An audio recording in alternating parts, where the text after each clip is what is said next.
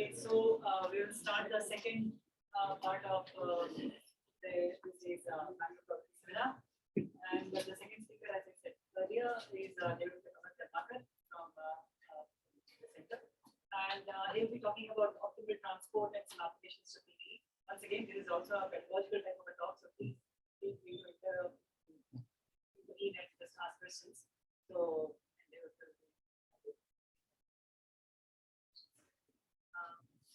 I won't be able to monitor the chats, so chat people will have to wait until the talk or whenever they will. Yeah, perhaps. Yeah, you can always unmute and ask questions. Okay. So thank you, Rita, for this invitation. And actually, for some time I was thinking that from where should I start, because it's a probability seminar and my work mainly concentrated on PDE. So I think I thought of I'll start from the beginning. Okay, so that there is something for everyone. Okay, so I'll start from Monge back in 1781.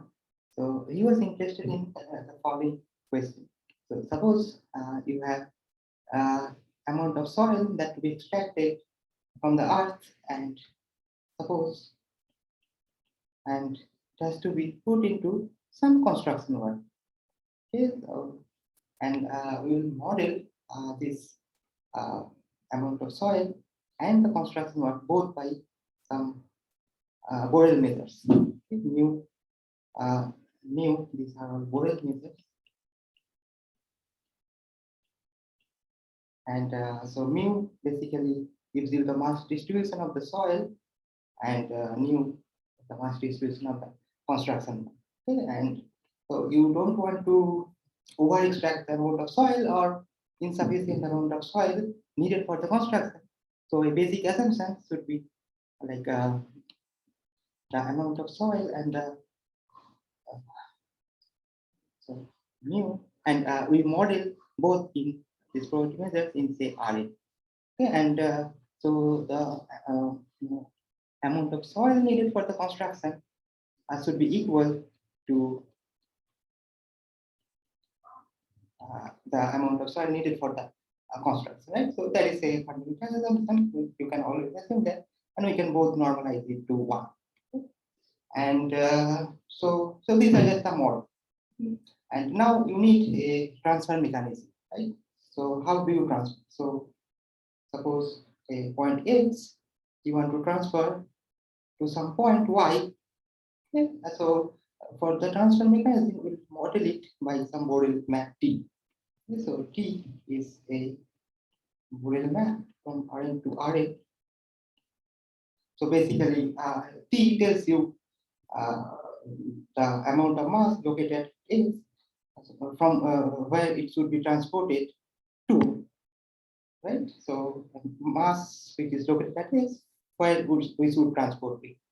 Okay? And you also need like all the mass in the construction work must come from some soil which you extracted from the extraction site. So this is the amount of mass. Suppose A is a Borel subset of Rn, and this is the amount of soil you put into the construction work, and it must come from some extraction site, right? So this is what it indicates, right? So all the mass which you put in the construction site located at A coming from some mass located at T inverse of it. And this is what you probably have seen before. This is what you call the push forward of the measure. Mu with respect to the map T. We call it push forward. And or equivalently, you can also write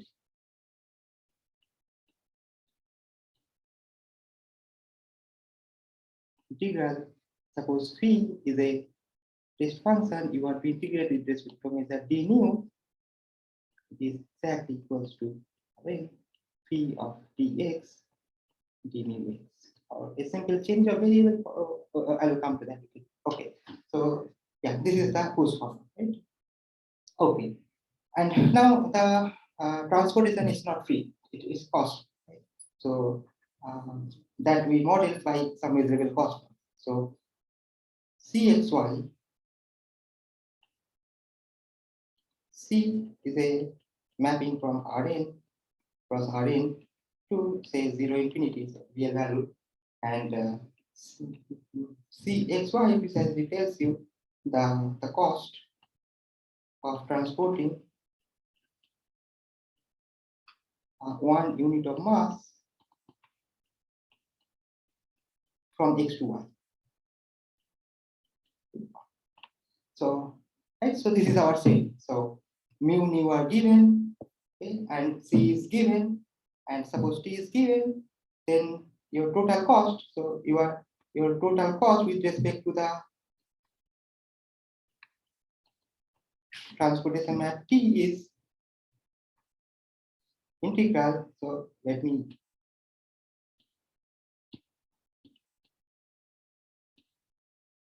so from x you are transporting to Tx, and your each unit of mass is cost this amount of time. So you x of mass amount this unit of cost, and you have to integrate with respect to whole R. So this is the total transport cost, and remember that this is subject to the constant T push forward mu equals to mu. So this is what we call IT. And the goal is to minimize the total transportation cost. So Mont was interested in minimize IT among all T which push forward mu equals to mu. Okay. So this is what Monge considered back in 1781. Monge considered only when Cxy is the Euclidean cost. So this is what Monge considered, but we are not going to talk about this Euclidean cost. So throughout the lecture, our assumption will be Cxy is given by the quadratic cost function, and we'll probably see why this is important. The strict convexity of this cost function is very important. And yeah, and also we'll make some assumption on the measures giving measures d mu and d nu, that we'll always assume that they have finite second moment, so that at least the cost is finite. Because if you do some algebra and then you will see that this integral of x minus dx squared d mu x, this is precisely, let me call this m2 mu. This is precisely m2 mu plus m2 mu, which is 5. So this is what my fundamental assumption. Okay. Now this problem has some serious challenge. Okay, so let me just mention a few. So first one is that this problem is not always well. Okay, so for example, if your mass is Dirac mass located at some point A, then if you given any map T equals forward of mu is precisely Dirac mass located at T. So for example, if mu is, this is delta A and mu is half delta B half delta C, then there is no such map which can transport from these two, from delta A to delta B and delta C. That is, the breaking of the mass is forbidden. Okay? But this is an easy challenge. You can always overcome with by imposing some regularity on the measurement. Okay? The second challenge is that there may exist. Does E be a Borel isomorphism or something, or that's not necessary? This T? Yes. No, I mean isomorphism. For measure, so there's no assumption of oneness or No. I mean the T inverse may not even exist. Yeah, may not even exist. Yeah. So the second main challenge is that, for example, suppose you want to transport. So we are in R2, and suppose your mu is just H1 measure located at 0 cross R, that is located at 1. So this is where your mass is uniformly distributed, and you want to transport this mass evenly. Mu is half H1 located at say -1 cross R plus half H1 1 cross R. Okay, so and mu is mass uniformly distributed located at these two flags and with the uniformly half distributed. So you can imagine that, of course, the mass from here, the transport, the optimal way to do it, that you send half the mass here and send half the mass here, because any other point would be like you have to travel more. Okay? So this is, and that might increase the cost. And this is indeed true that for this, there exists a map. There exists a map T which goes forward mu to mu, but no optimal one. And this tells you that actually you need some regularity. You need some regularity on the initial method to be able to talk about the optimal map. And the third one, and the more dangerous one, is the following: that this push forward. This is highly nonlinear. You remember that we made a change of variable d of y, d mu y. Okay, so d mu y is equals to integral v of dx d mu x. So for simplicity, let us take mu has a density f and mu has a density y, g. Then if you just do the change of variable, so this is again I'm rewriting just the definition d of dx dx g of x dx. Sorry, this one is this one is right. Yeah. So if we just formally make the change of variable, then here we will get p of dx, g of dx, and then you'll get a dangerous Jacobian of variable, right? Jacobian of dx equals to this guy. And so this is true for every test function. So this quantity has to be equals to this quantity.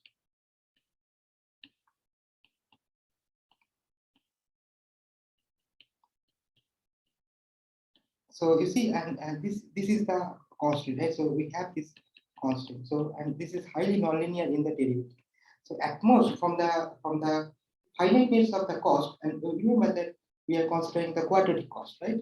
So from the finiteness of the cost, you can at most expect that this t squared fx dx, t squared dx g,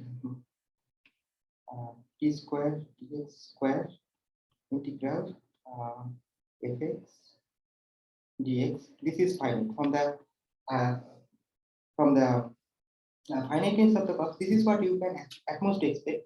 But you want to suppose you want to apply the standard technique in calculus of variation, that means you consider a minimizing sequence which satisfies this constraint, and you want to extract a subsequence which actually gives you the minimizer. But see, this constraint is highly nonlinear, and from here you can at most expect that this Tn is at most in L2 xdx, and you cannot derive any information on the derivative.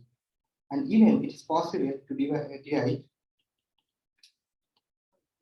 to assume that the optimizer will be a 1-1 function. That's is 1-1. For g of tx is 1. Yeah. So that you're assuming t is 1-1. And I'm just formally right. I'm not actually. Okay. So yeah. So it is possible to extract a subsequent. It's possible to cook up some example Tn, okay, which actually preserves this push forward condition, and Tn converges weakly to 0 in LP for all p finite, but Tn converges to T weakly in LP finite, but this limit does not preserve this push forward condition. And you see, then this is because the standard technique in the calculus of variation fails. Okay, and that is what one of the serious problems. Okay, so the first major breakthrough came in this direction in 1941 from the Russian mathematician Controlovich. So he was actually studying almost the same problem as Monch without knowing Monch, but instead of plan, so what he considered, instead of map, what he considered is plans. Okay, so he considered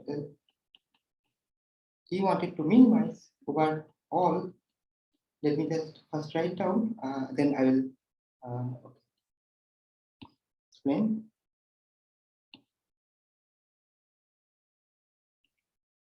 So you remember in Monch's problem, the breaking of mass was forbidden, but in Contreras' problem, the breaking of mass is also allowed. And so he modeled the transfer plan by a probability measure on the product space R2 cross Rn cross R, and which has first marginal. So suppose Pi x1, P1 x1, these are the projections. And this pi has first marginal as mu and second marginal as nu, and he wanted to minimize, and we'll call all such pi as pi mu nu, and he wanted to minimize infima integral xy d by xy.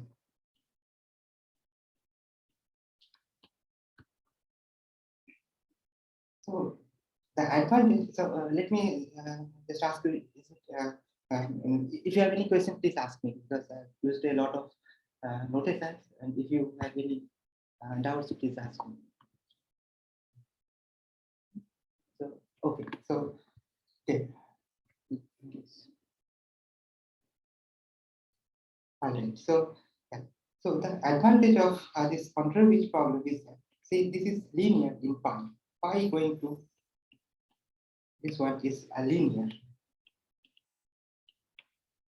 So first thing is that pi going to integral c d pi is linear, and second is that this set by mu nu, which we call the transportation plans,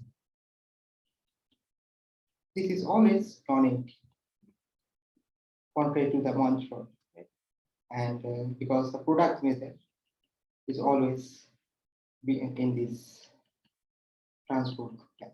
Okay? The third one is that you see, since mu and nu are fixed, you can just invoke Prohorov's theorem that this set is compact, is weakly compact.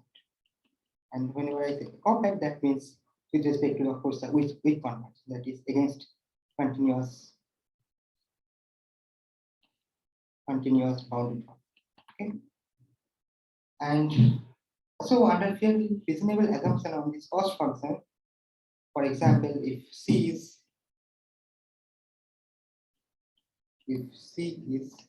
lower semi-continuous, and of course we assume non-negative, then there exists a minimizer. So the control problem always admits a optimizer. Okay? So before moving on, let us just remark that what is the relation between Monge problem and contrary problem. Okay? So let me call this KP and the earlier one NP, the Monge problem. So in the Yeah. line segment, is it easy to see why there is no optimal? This one? Yeah. I mean, there is one which pushes to half. Yeah. But then why is there not a optimal one? Yeah. I mean, yeah, right. Because it will, you see, I mean, of course, I'm telling formally, but Yeah, but just heuristic. yeah. So let me.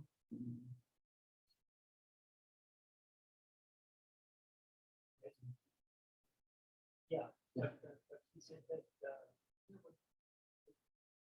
Oh, okay. That is the split. Okay, most splitting condition is the. Yeah. Oh, I mean, that is why it's a, yeah. Okay. So there is no actually map, but Right. of course there are plans. But Of course. one will be that you mentioned that you have a sequence TN which does not converge Yeah. to, so that would be an example. When you can Correct. segments and stuff. Right. So one example is right.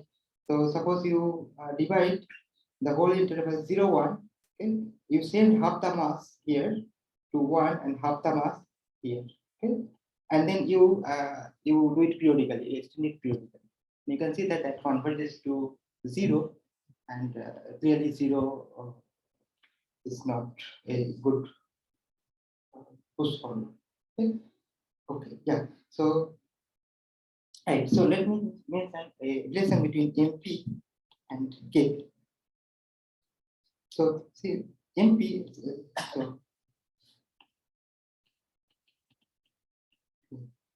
So suppose T is a map. Okay, so just a map, given a map, and you just define a plan by this is the identity map and T push forward mu. Okay?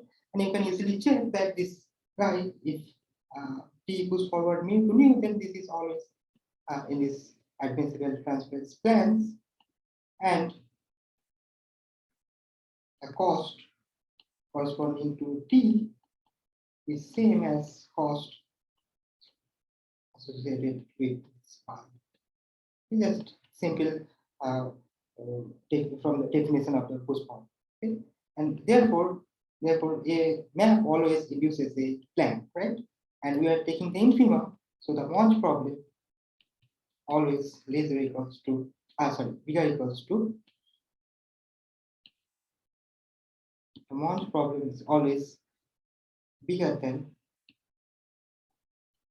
the control problem. And so if in addition, suppose in optimal, suppose if phi is optimal, and assume that pi is supported on a graph, that is, and pi is concentrated on a measurable graph. Yeah. So given a map T to construct constructed a graph for me, and when you consider the joining according to the graph. No. I mean, so up to here, I just mentioned that any map induces a flag. Yeah. So yeah, so we are taking the infimum. So the Monge problem is always bigger than the Contreras problem. And so what about the converse? So you mean the infimum on one is always bigger? Yeah. Because of this identity. And what about the converse? Converse is if an optimal map is concentrated on a measurable graph. What do I mean by measurable graph? That means suppose you have given 2xi, yi graph in G, then if x1 equals to x2, then y1 equals to y2. If this happens, then there is a natural way to defining a map, right? So you just put tx equals to 1, like that, xy equals to g, right? And this map actually is optimal. You can see this, you can prove that this map is optimal. So in conclusion, if an optimal phi is concentrated on a measurable graph,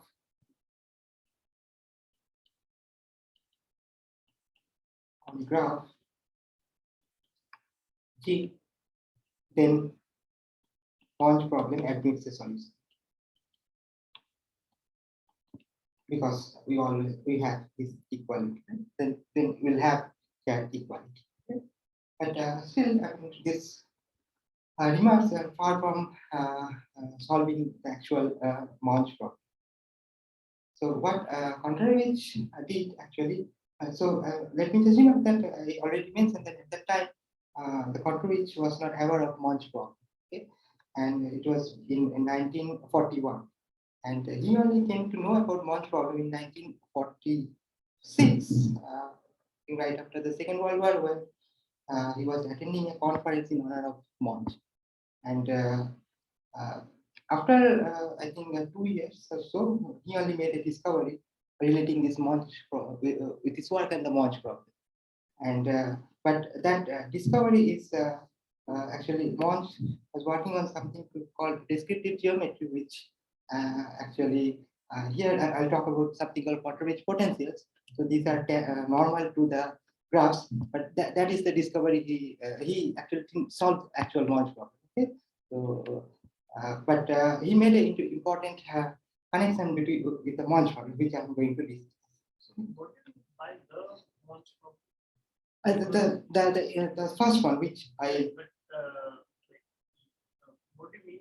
Like, are there some under specific conditions the solution exists? Is that what you mean by solving?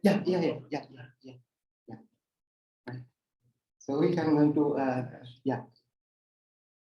Okay, so in that 1941 paper, Contreras itself. So you remember that our Contreras problem Kp is linear programming problem. Of course, it is infinite dimensional. So, but anyhow, it admits a useful dual formalism. So, what do I mean by that? So remember, let me just draw some picture. So earlier you are transporting, transporting. Suppose, so these are some locations from where you want to transport, and these are some locations where you want to transport your goods to. And from here, suppose you are transporting to this one and call this position X and this position Y.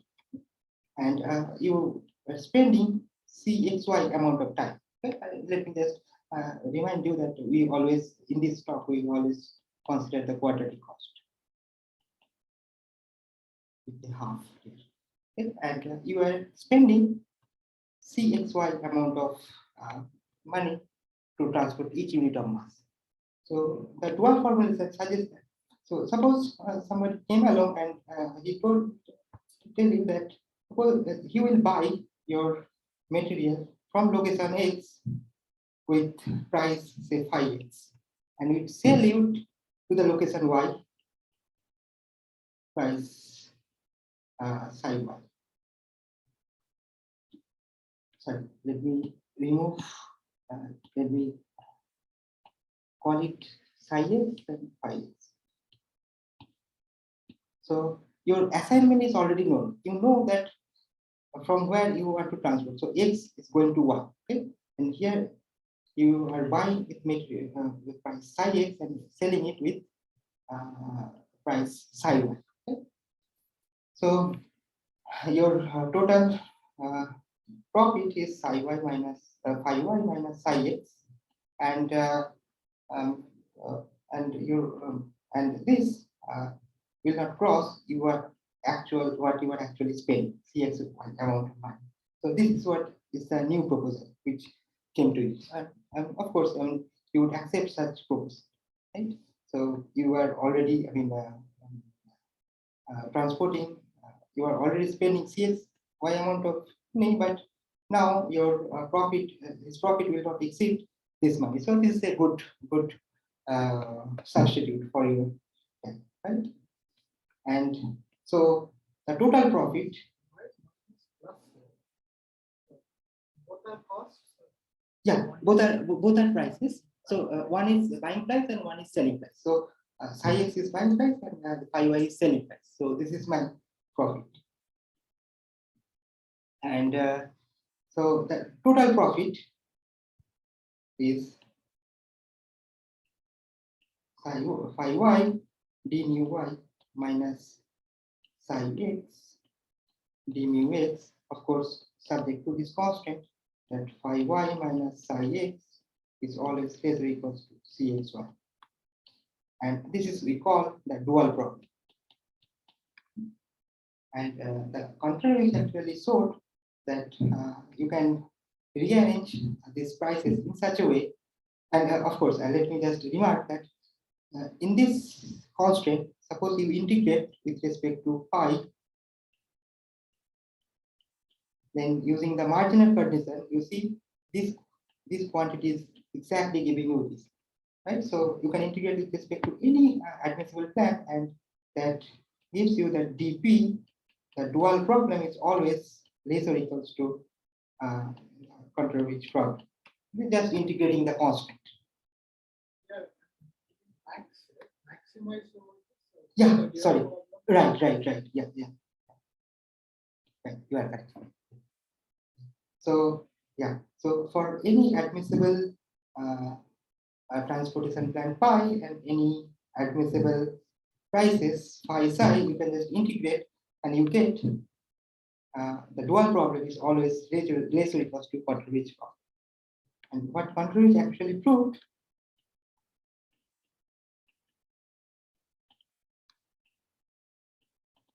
is that the dual problem is actually equals to the control problem. That is, you can always rearrange your prices in such a way that you will end up the same amount of money as before by even if you use even if you accept your Fed's proposal, right? And just a small remark. See, because of suppose so this is suppose let I will not prove that this dual problem admits a solution, but assume that this is phi and psi, these are optimal in the dual problem, and phi is optimal in the convergence problem, which we call primal. Okay? And remember that it always satisfies phi y minus psi x is less than equals to cx. So this is always satisfied. Now, if they are both optimal and these are equal, so heuristically they must be equal almost everywhere xy in the support of phi. Let me make it very clear. Phi almost everywhere. Phi almost everywhere. Xy. Because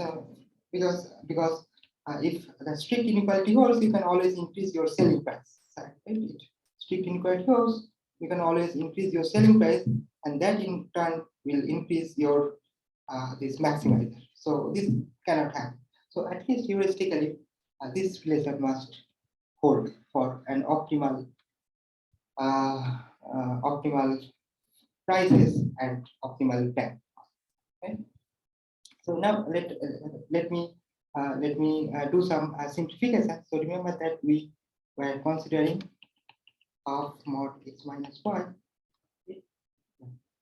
So and so this we can simplify as mod x squared plus half mod y squared minus x dot y. And if you integrate this guy with d pi against d pi, so c d pi, then this will give you just the moments of the given measure minus x dot y d pi. So, and these are fixed quantities. You already know mu are given.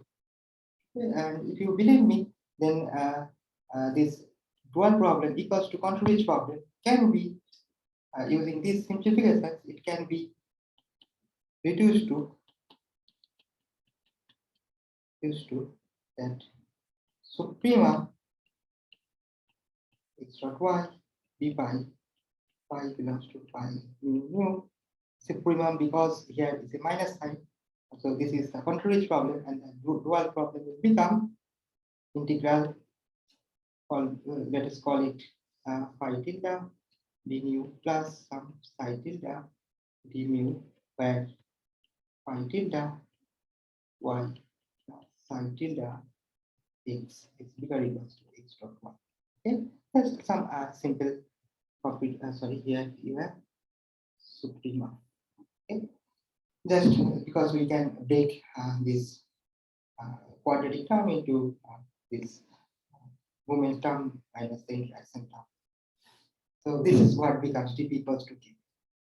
And we already know that kp already admits a solution, and suppose also that dp admits a solution. Okay, so let phi tilde psi tilde is a solution. By solution we mean a maximizer. Okay,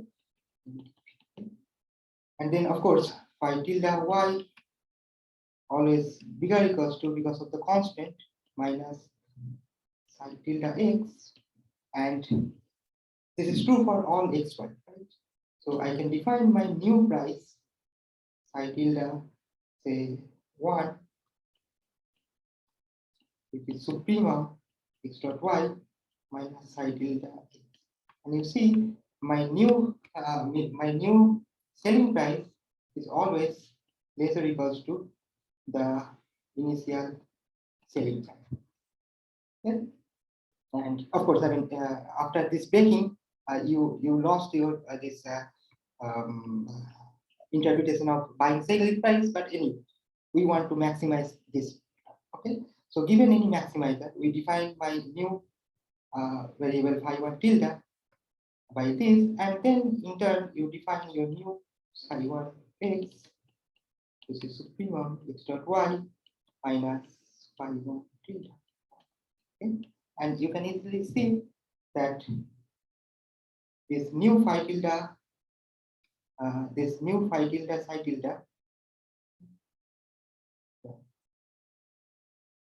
sorry, here not supremum, infimum. I made a mistake. Sorry. You remember that. Okay. So shall I do it, or you believe me? I mean, okay. So sorry, because I just have to here phi tilde y minus psi phi y minus psi x is lesser equals to half x squared plus y squared minus x dot y, and then we have to take it to the other side, and because of this minus, we have to, this integral will change, and you will get the minus. Okay, and here already you had a minus, so this minus and minus will get cancelled. So initial problem which we are supposed to minimize now become maximum, and the dual problem becomes infinite. And yeah, so because of this observation, the new you can see that this new psi 1 tilde and phi 1 tilde, this is actually a this is better actually. This is another solution of D. Yeah, so, and you see, you probably have seen this formula before. This is precisely the Legendre transform of psi tilde. In convex analysis, you probably have seen this, and this is precisely the Legendre transform of phi 1 tilde, and phi 1 tilde is already a Legendre transform of psi 1 tilde, so this is psi tilde double Legendre transform. Okay, and so you see your solution is actually convex.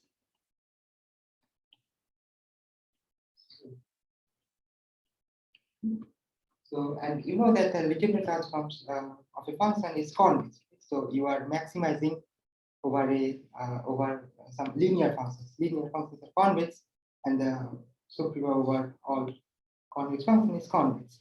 So this is actually becomes convex. So let me forget about all this notation and let me simply denote it by phi. And you know the triple Legendre transform is brings down to the Legendre transform.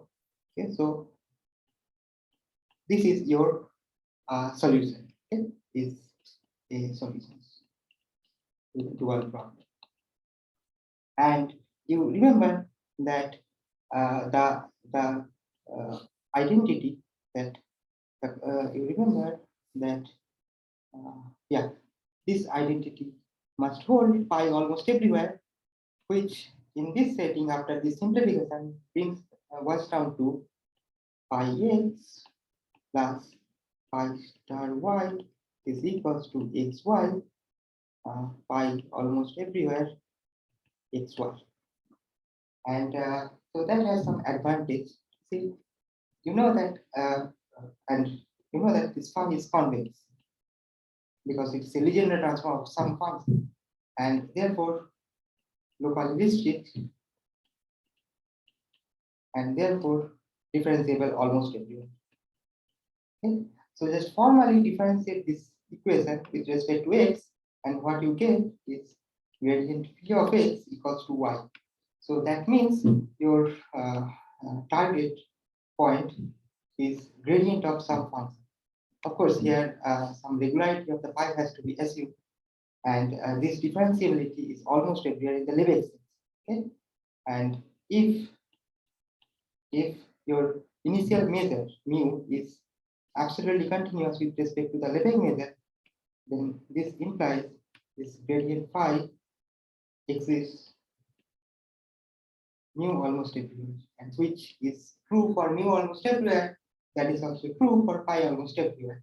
So this in turn gives you that the map, that the plan is actually induced by a map. And this is what actually Rainier did. Map 1, that if mu is actually continuous with respect to the Lebesgue measure, then there exists actually this gradient phi is also unique. There exists a unique gradient phi where phi is convex and solves Monge problem. And let me just stress on this fact that this is true only for the quadratic cost. So after that, there are several important contributions. I'll just mention a few names from Lacan, Gambo, Caprelli. And so they considered the cost of the form h of x minus 1, where h is strictly convex. And they precisely, these two authors, 95 paper, that is a very influential paper for strictly convex cost. And so I also mentioned that I will not talk about anything about the Euclidean distance. The reason, which I already here mentioned, that because of here. Okay? So because of this identity. So we actually formally differentiated this identity, right? This is x minus y half square. We formally just differentiated this identity and got the result. So instead, if you have instead of square, if you have the Euclidean distance, what you will get some value psi x is equals to that x minus y by mod x minus y. And you see your gradient, this guy only gives you the direction, which direction you should go, but it is not telling you how far you should go. On the other hand, in the quadratic case, it was giving the complete information, and that is precisely the main reason. And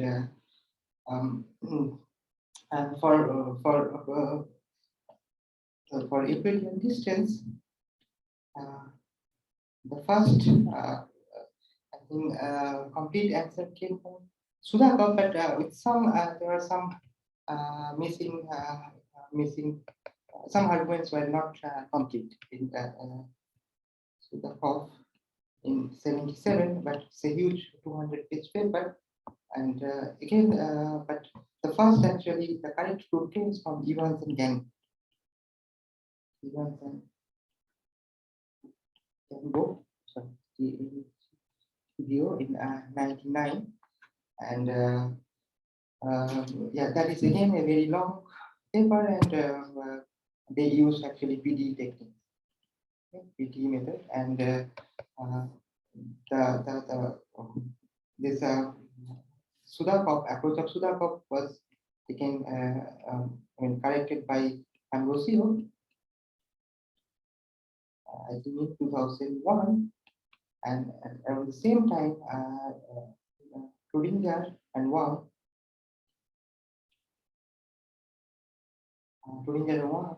also came up with a solution by approximating this Euclidean cost by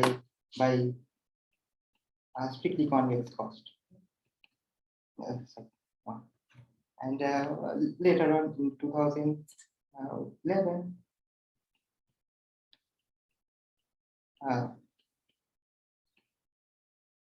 they also came up with some different approach than the previous existing one. Okay, so this is what about the Monge problem. So the another contribution, the major contribution came from Macau. Sorry, Yeah. what is the conclusion? Is given by transportation The- in this case also?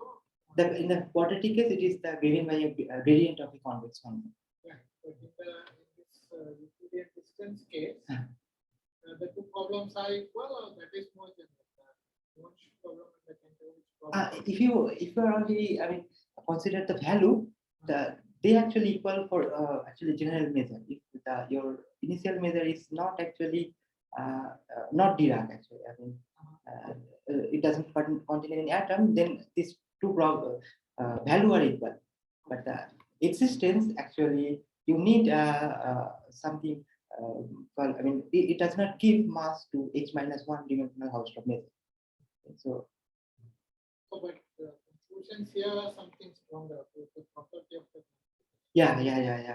Brainier actually he was interested in something called polar factorization of vector field. So this was in turn something related to the Euler equation. So this gradient, this is the class he actually found.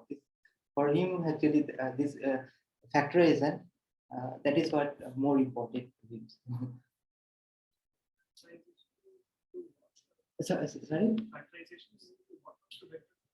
A polar factorization. So you can think it of suppose suppose given any matrix, you can decompose it as a symmetric matrix and an orthogonal matrix. So similar kind of thing, or any complex number as the modulus and the angle. So any vector field which is not actually sufficiently degenerate, in the sense that somehow we used this criteria. So vector field which is not somehow degenerate, then we can.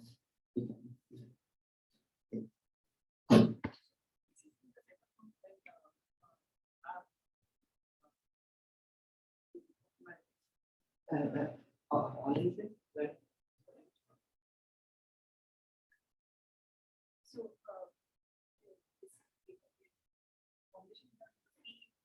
side. Yeah, yeah. That comes only we have this actual.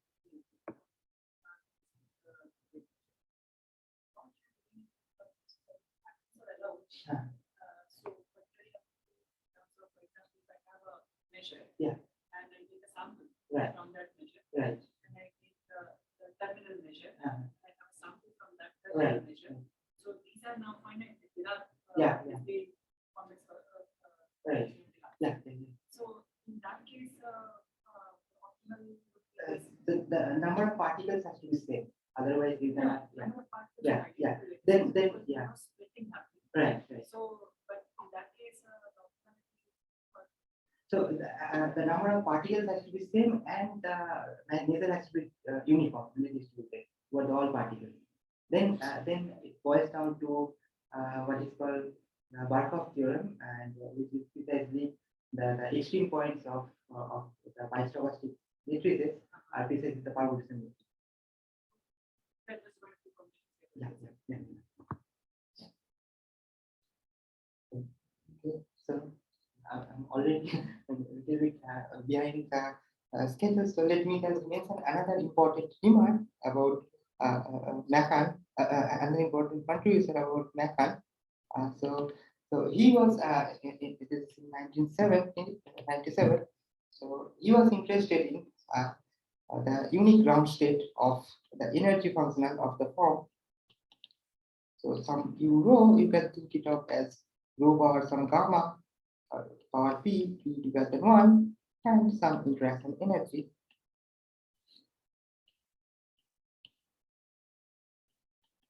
So y and w is the interaction energy. So this is internal energy. This is your interaction energy. And in case of Macan, w consider w to be convex and w0 0 and symmetric. And he was interested in the whether suppose you are minimizing this functional over all probability measures which have some value so that this function is actually finite. Okay? And he was interested in whether this ground state, so assume that there exists a minimizer, and whether this ground state is unique.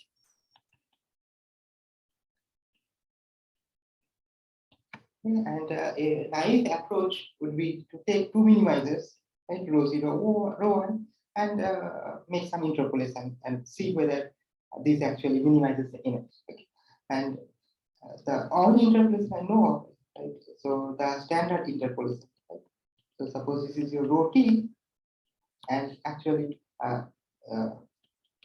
this t going to be from rho t, this is not even convex. Okay. Here, if rho power p, this guy is convex, but this interaction energy appears to be convex with respect to the standard interface. Okay, if you assume this property, and that means so the linear interpolation does not work in this case. So what Macan did, he actually introduced a nonlinear interpolation, which is called displacement interpolation.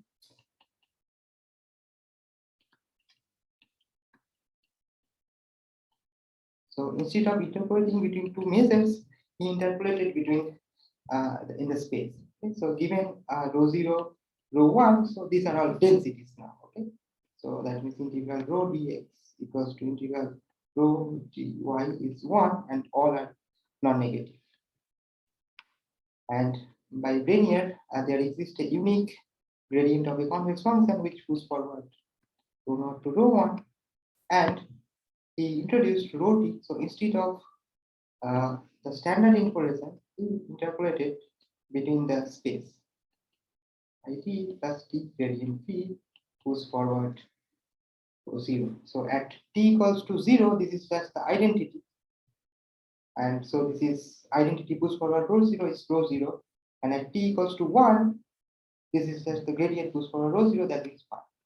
So, and Macan actually showed that under certain assumptions, which includes this, f going to each of this term actually your convex. Okay? So T going to with respect to FT, this is convex, and therefore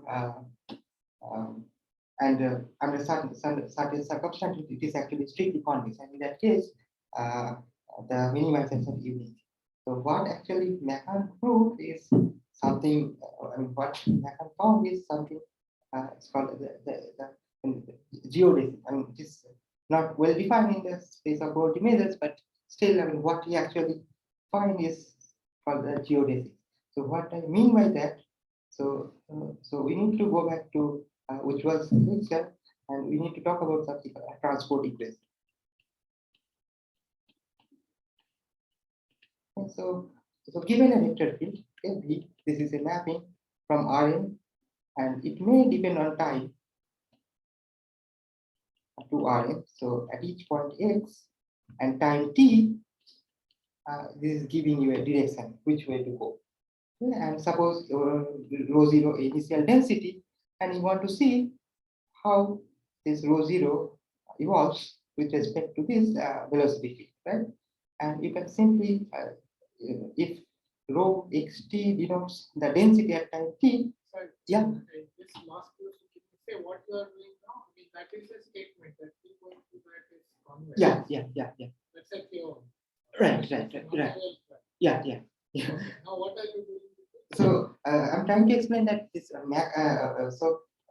in general P2 RT with respect to this Wasserstein is the cost function. It's actually a metric space, a complete metric space, and in that metric space actually you can introduce a Riemannian metric, of course at a formal level, Riemannian metric, and with respect to this Riemannian structure you can actually talk about the gradient, and that gradient flow. So you can talk about the gradient flow, and gradient flow actually includes a lot of our known PD, and you can tackle it. I mean, of course, these are all at the formal level, but what you can do is that you can invoke something called De Giorgi's minimizing movement scheme, and that way you can prove actually weak existence of weak solutions. Okay, so yeah. So let me just go through very briefly that this rho t satisfies the transport equation rho v t 0. Okay? And so given and of course initial measure rho 0. So this is the transport equation, right, which we'll talk about. And with respect to, so here v acts as velocity and rho is the density. So we can consider the kinetic energy of this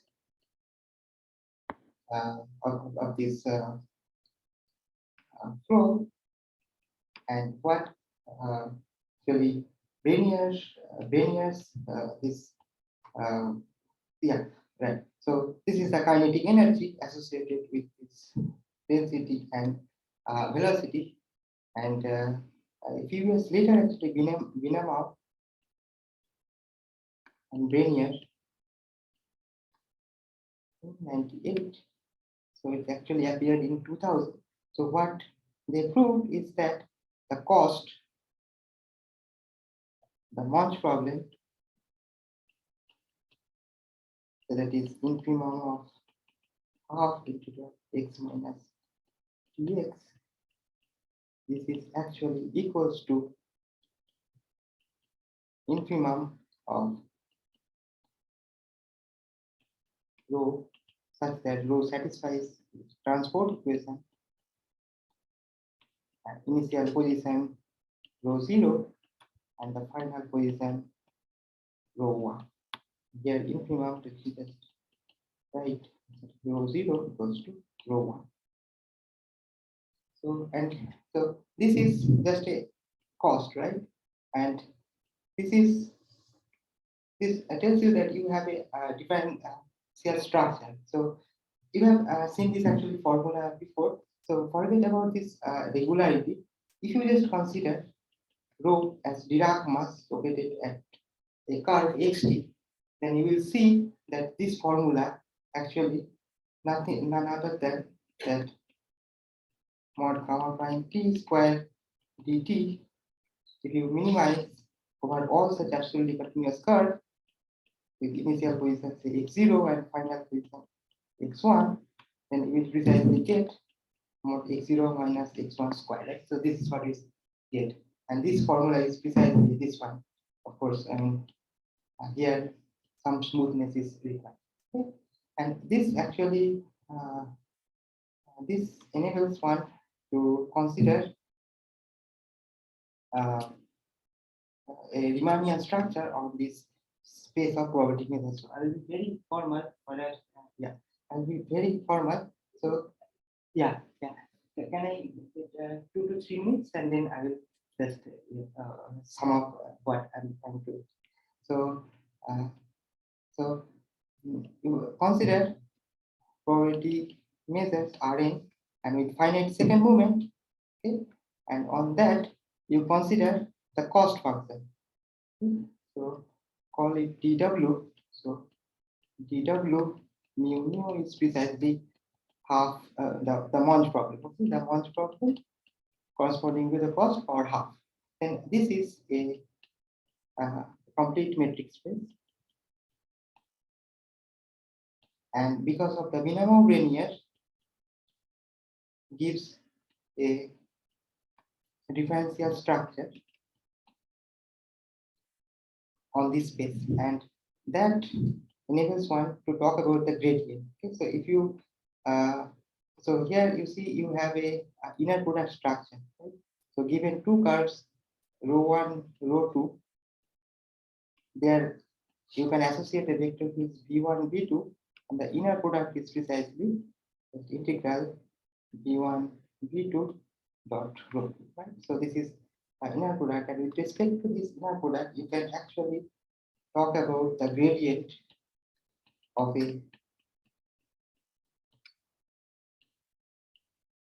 you can talk about the gradient which we call the Wasserstein gradient, and not by W, and you can compute formally, of course, everything is at the level of formal level, and you can see that this is precisely given by divergence of rho gradient and a prime, okay? And a prime rho is precisely the derivative with respect to rho, okay? And this actually enables one to, for example, if rho is precisely the entropy, then your gradient flow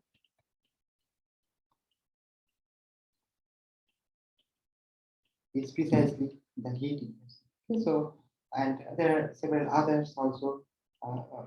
There you can talk about any other energy, and actually a lot of class of PDEs fall under this category, and one can actually study the gradient from the gradient flow point of view. Studying standard from a gradient flow point of view, but I don't have actually time to describe, I mean, how one should, but yeah, let me just mention one last reference, Jordan Kintellerer,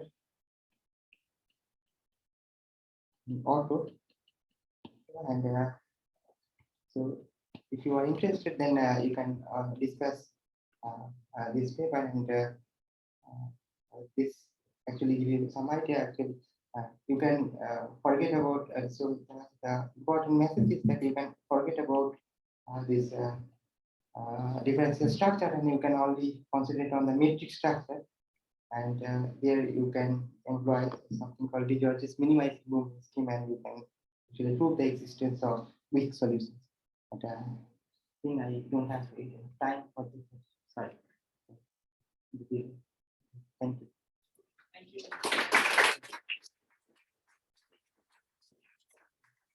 Questions?